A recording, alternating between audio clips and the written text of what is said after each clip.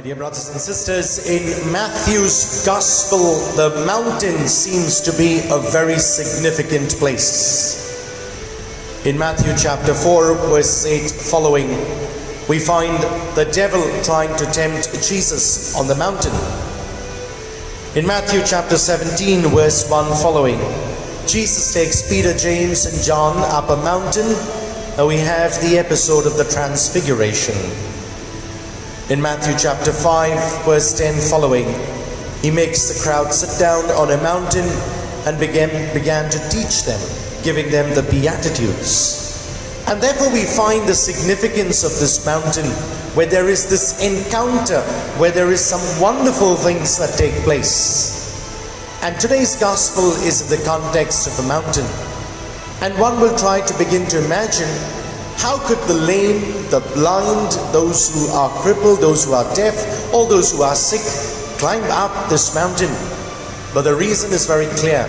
Because something significant is going to happen, there will be an encounter with God, and God's intervention through the person of Jesus himself will bring about healing in these people's lives.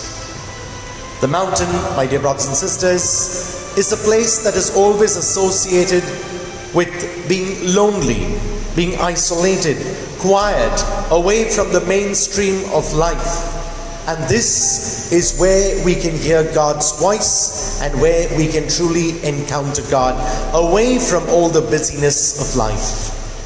In our own world today, my dear brothers and sisters, we're constantly being bombarded with sounds, whether it's music, whether it's the television, whether it's our earphones, whether it's the noise of traffic, whether it's people shouting and screaming, and therefore perhaps we are not paying attention and not being able to listen to God's voice. Maybe that's one of the reasons why we have not been able to encounter God.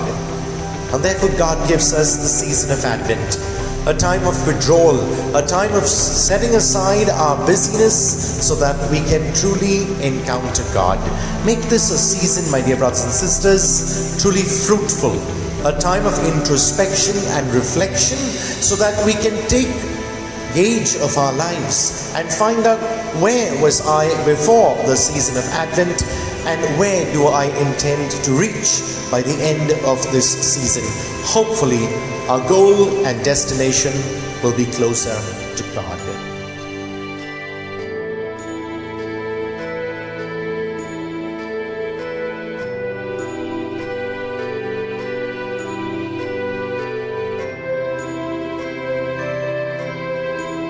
God bless, and do have a Jesus-filled day.